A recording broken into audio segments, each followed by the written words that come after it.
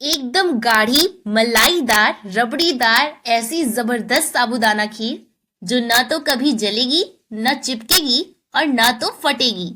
इस secret tips के साथ पहली बार में ही आपकी साबूदाना खीर 100% परफेक्ट बनेगी।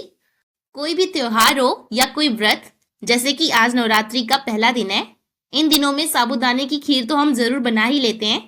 अच्छा, साबूदाना खीर तो बनाएंगे ही, लेकिन एक नए स्वाद के साथ, एक नए ट्विस्ट के साथ, जिसके लिए ना तो आपको मिल्क पाउडर की जरूरत पड़ेगी, ना तो कंडेंस मिल्क की, और ना तो बिना घंटों लगाए सिर्फ और सिर्फ घर पे रखी 3 से 4 सामान से एकदम परफेक्ट, या यूं कह लीजिए कि एकदम बेस्ट साबूदाना खीर बनेगी, जिसको खाने के बाद आपको एक भी शिकायत का मौका तो मिलेगा ही नहीं। सारी टिप्स शेयर करती जाऊंगी, जिसे आपने स्टेप बाय स्टेप फॉलो करते जाना है, और फिर देखिएगा कितने कम सामान से और कितनी कम मेहनत से एकदम मुंह में पानी ला देने वाली एकदम लजीज सी हमारी साबूदाना खीर बनकर तैयार होगी। तो चलिए फिर देर कैसी, फटाफट से शुरू करते हैं। Thick and creamy unique style की बीटरूट साबूदाना खीर बनाने के लिए सबसे पहले यहाँ पे हमने लिया है आधा कप साबूदाना। अच्छा, साबूदाना हमें कौन सा लेना है, ये देखिए यहाँ पे यूज कर रही हूँ मैं ये मीडियम साइज वाले साबूदाने। एकदम आराम से ये मार्केट में आपको मिल जाएंगे। खीर बनाने के लिए आपको ये मीडियम साइज वाले ही साबूदाने लेने हैं। अब पहले हमें क्या करना है, 2 से 3 बार बढ़िया से साबूदाने को हम धुलकर साफ कर लेते हैं, जिससे कि सारी डस्ट भी निकल जाएगी और जो एक्स्ट्रा स्टार्च होता है ना इसमें, वो भी निकल जाएगा। स्टार्च का निकलना बहुत जरूरी है, क्योंकि वही एक सबसे बड़ा रीजन होता है कि जब आप दूध में साबूदाने को डालते हैं तो खीर फट जाती है। तो ये आप देख सकते हैं ऊपर कैसा सफेद सा पानी दिख रहा होगा, यही साबूदाने का स्टार्च निकला है। तो ये पानी हटा देना है और टोटल 2 से 3 बार साबूदाने को बढ़िया से धुलकर साफ कर लेना है। ये लीजिए, बढ़िया से साबूदाने को हमने कई बार धुलकर साफ कर लिया है। अब साबूदाने को हमें भिगोना है, तो उसके लिए हम यहाँ पे लेंगे 1/4 कप पानी। साबूदाने को भिगोने के लिए बहुत ज्यादा पानी बिल्कुल नहीं लेना है। जितना आपने साबूदाना लिया है बस उसका जस्ट आधा आपको पानी लेना है। अगर बहुत ज्यादा पानी डाल देंगे तो साबूदाना ज्यादा पानी एब्जॉर्ब कर लेगा। एज अ रिजल्ट आपकी खीर चिपकी चिपकी सी बनेगी। अब दूसरी सबसे इंपॉर्टेंट बात ये कि साबूदाने को हमें कितनी देर के लिए भिगोना है। तो पहले इसको ढक दीजिए, और अब साबूदाने को हमें सिर्फ 2 घंटे के लिए ही भिगोना है।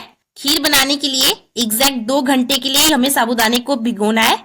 अगर आपको परफेक्ट रिजल्ट चाहिए तो बस इतने टाइम के लिए भिगोना है, इस बात का ध्यान दीजिएगा। तो इसको साइड में रखते हैं। और अब क्योंकि हम बीटरूट साबूदाना खीर बना रहे हैं, तो इसके लिए हमें यहाँ पे लेना है एक बीटरूट, जिसका देखिए छिलका छीलकर मैंने हटा दिया है और इसको पानी से धोकर साफ कर लिया है। अब देखिए बीटरूट को हमें नॉर्मली ऐसे ही छोटा छोटा कर लेना है। इतना छोटा कर लीजिए कि आप इसको आराम से हम मिक्सी में पीस पाए। अब यहाँ ले लीजिए आप एक मिक्सी का जार, और जार में ये सारे बीटरूट की पीसेस को डाल देना है। और बस अब अच्छे से पीस कर बीटरूट का एकदम स्मूथ सा पल्प हमें तैयार कर लेना है। तो ये लीजिए, बीटरूट को मैंने अच्छे से ग्राइंड कर लिया है, और ये देखिए एकदम फाइन स्मूथ सा इसका पल्प तैयार हो गया है। अच्छा, क्योंकि बीटरूट हमने एक ही लिया था, तो उस हिसाब से मिक्सी में ये अच्छे से ग्राइंड नहीं हो पा रहा था, दिक्कत हो रही थी। तो मैंने क्या किया ना, बस 3 से 4 चम्मच इसमें पानी डाल दिया, और फिर क्या बिल्कुल आराम से मिक्सी इसको ग्राइंड कर पाई। तो ये हमारा बीटरूट का पल्प तैयार हो गया। तो इसको साइड में रखते हैं। और अब साबूदाने को भिगाए हुए पूरे 2 घंटे हो चुके हैं। तो ये देखिए साबूदाने एकदम बढ़िया से फूल गए हैं, एकदम खिले खिले से दिख भी रहे हैं। एक साबूदाने को लेकर ऐसे चेक करिए, बस हल्की सी कसर रह गई है, जो कि पकाने पर पूरी हो जाएगी। बिल्कुल बढ़िया सॉफ्ट हो गए हैं साबूदाने। और देखिए, शायद आप नोटिस कर पा रहे होंगे कि इसमें पानी बिल्कुल भी नहीं दिख रहा है। जितना पानी इसमें हमने डाला था वो पूरा साबूदाने ने अच्छे से अब्सॉर्ब कर लिया है। तो बस यहाँ हमारे साबूदाने भी तैयार हैं, और साथ ही बीटरूट का पल्प भी। तो अब बिना देर किए फटाफट से गैस पर चढ़ा लेंगे एक पैन, और यहाँ हम लेंगे 1 बड़ा चम्मच भर के देसी घी। अब गैस ऑन कर लेते हैं। पैन को हिलाकर चारों तरफ इस तरीके से घी को फैला लीजिए। घी को मेल्ट होने देते हैं। घी गर्म नहीं होनी चाहिए, गैस को लो फ्लेम पर ही रहने देंगे। और बस जैसे ही घी मेल्ट हो जाएगी तभी इसमें हम डाल देंगे थोड़े से चॉप किए हुए बादाम, साथ ही थोड़े से चॉप किए हुए काजू, थोड़े से चॉप किए हुए पिस्ता, और ये रही थोड़ी सी चिरौंजी। चिरौंजी इसमें बहुत अच्छी लगती है, इसलिए अगर आपके पास हो तो जरूर डालिए। और इसमें जो चाहे आप वो ड्राई फ्रूट्स डाल सकते हैं अपने मन चाहे। अब बिल्कुल लो फ्लेम पर हमें केवल 30 से 35 सेकेंड्स इन ड्राई फ्रूट्स को रोस्ट करना है। ज्यादा बिल्कुल नहीं करना है कि इसका कलर चेंज हो जाए, बस इतना कि थोड़े से क्रंची हो जाए और थोड़े से क्रिस्पी हो जाए, ताकि इसका बहुत ही अच्छा सा टेस्ट आए हमारे खीर में। अच्छा, ड्राई फ्रूट्स पूरे तरीके से ऑप्शनल हैं, आप चाहें तो डालिए या इसके बगैर भी सिंपल बना सकते हैं। तो ये हमारे ड्राई फ्रूट्स अच्छे से क्रिस्पी हो चुके हैं, तो बस अब इसको फटाफट से छानकर निकाल लेते हैं। और अब इसी बचे हुए घी में ही हम थोड़ी सी किशमिश भी डाल देंगे, और बस बिल्कुल लो फ्लेम पर ही किशमिश को भी हमें अच्छे से रोस्ट कर लेना है, क्योंकि किशमिश बाकी ड्राई फ्रूट्स की तुलना में जल्दी गर्म हो जाती है, इसलिए मैंने किशमिश को बाद में डाला है। और हाँ, ये ध्यान दीजिएगा कि किशमिश काली न पड़े। तो बस यहाँ पे किशमिश खिलना शुरू हो गई है, एकदम फुली फुली सी हो गई है। अब तुरंत गैस को बंद करेंगे और किशमिश को हम छानकर निकाल लेते हैं एक प्लेट में। अब फिर से इसी पैन में हम लेंगे 3 से 4 चम्मच भर के देसी घी, और बस घी जैसे ही मेल्ट हो जाएगी तभी हम इसमें डाल देंगे अपना तैयार किया हुआ बीटरूट का पल्प। साथ ही इसी स्टेज पर हमें डाल देना है अपना सोक किया हुआ साबूदाना। दोनों को यहीं पे साथ में डाल देंगे और बस हल्का हल्का सा स्टर करते हुए बिल्कुल लो फ्लेम पर इन दोनों को हमें साथ में घी के अंदर अच्छे से भून लेना है। इन दोनों की हमें अच्छे से थोड़ी देर के लिए भुनाई करनी है, ताकि इसका टेस्ट और इनहेंस हो जाए। जैसे हम चावल की खीर बनाते हैं तो चावल को भूनकर डालते हैं ना, तो उसका टेस्ट उससे कितना अलग हो जाता है। तो बिल्कुल वैसे ही हम यहाँ पर बीटरूट और साबूदाने दोनों को भून करके डालेंगे खीर में, ताकि उससे टेस्ट भी इनहेंस हो और साथ ही साथ हमारी खीर फटे भी नहीं। क्योंकि अगर आप बिना अच्छे से भुने बीटरूट को सीधा ऐड कर देंगे तो आपकी खीर पक्का फट जाएगी। इसलिए आप ध्यान दीजिएगा, पहले घी के अंदर अच्छे से 2 मिनट के लिए बीटरूट और साबूदाने की भुनाई कर लीजिए। और अब लगभग 2 से 3 मिनट हो गए हैं साबूदाने और बीटरूट की भुनाई करते हुए में। तो बस अब इस स्टेज पर हम इसके अंदर ऐड करेंगे दूध। तो ये देखिए, यहाँ पर लिया है मैंने ये दूध, ये पूरा 1 लीटर दूध है। इसको मैंने पहले से ही बॉयल करके रख लिया था, अभी ये नॉर्मल है इसका टेम्परेचर। तो बस यहीं पर हम ये दूध को पूरा ऐड कर देंगे।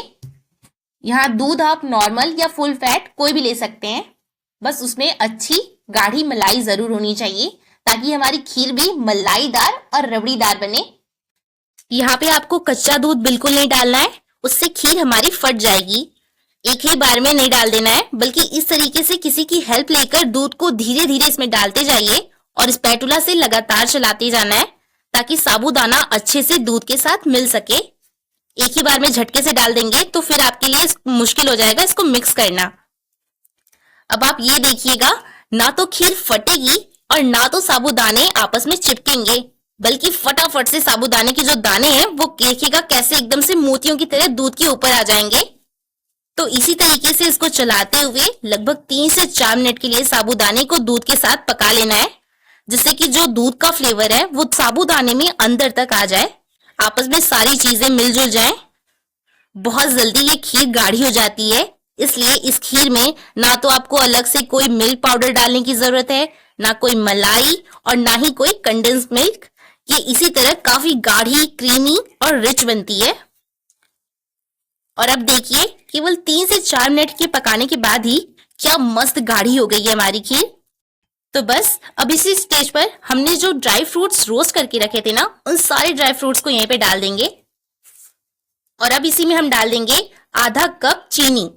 चीनी का ये परफेक्ट रेशियो है, आप कम ज्यादा कर सकते हैं, लेकिन ज्यादा मीठा खाया नहीं जाएगा, क्योंकि दूध में भी उसका अपना मीठापन तो होता ही है ना। और अगर आपने इतनी बढ़िया क्वालिटी का दूध लिया ही है तो फिर तो उसमें इतना ज्यादा चीनी डालने की जरूरत भी नहीं है। अब एक बार चलाकर चीनी को भी अच्छे से मिक्स कर लीजिए और अब सिर्फ 2 मिनट के लिए इसको और पका लेंगे, क्योंकि चीनी डालने के बाद फिर से हमारी खीर थोड़ी पतली हो जाती है, इसलिए बस 2 मिनट के लिए और पका लीजिए। और बस 2 मिनट और पकाने के बाद इसमें आधा चम्मच इलायची का पाउडर ऐड कर देंगे और अब गैस को बंद करके इलायची को पूरी खीर में अच्छे से मिला लीजिए। इलायची को आपने यहाँ पे लास्ट में ही ऐड करनी है जिससे कि इसका फ्लेवर खत्म ना हो। इलायची डालने के बाद आपने खीर को बिल्कुल भी पकाना नहीं है। तो ये खीर हमारी रेडी हो गई। अब गैस पर से हटाकर थोड़ा सा ठंडा कर लेंगे, उसके बाद हम अपनी खीर को सर्व करेंगे। तब तक हमारी खीर और भी ज्यादा गाढ़ी हो जाएगी और खीर ठंडी हो तभी तो ज्यादा मजा आता है। तो यहाँ खीर हमारी अब थोड़ी सी ठंडी हो चुकी है, तो चलिए अब फटाफट से खीर को अपने सर्व कर लेते हैं। ये देखिए कितनी गाढ़ी, क्रीमी और रबड़ीदार खीर बनी है। परफेक्ट टेक्सचर और परफेक्ट कंसिस्टेंसी है। साबूदाने को देखिए कैसे एकदम मोतियों की तरह से खिलकर ऊपर आ गए हैं। और हमारी खीर का कलर देखिए, बीट रूट की डालने की वजह से ना कितना प्यारा लाइट पिंकिश कलर आया है इसमें। और हाँ, सिर्फ देखने में ही नहीं, खाने में भी हमारी ये खीर सबसे ज्यादा कमाल की बनी है। बस थोड़े से नारियल के बूरे के साथ इसको इस तरीके से गार्निश कर लेते हैं। थोड़े से और ड्राई फ्रूट से भी इसको डेकोरेट करेंगे। थोड़ा सा पिस्ता मैंने और डाल दिया है। तो ये लीजिए, बिल्कुल तैयार है हमारी यूनिक स्टाइल की सुपर टेस्टी एंड अमेजिंग एक अलग स्वाद के साथ बीट रूट साबूदाना खीर।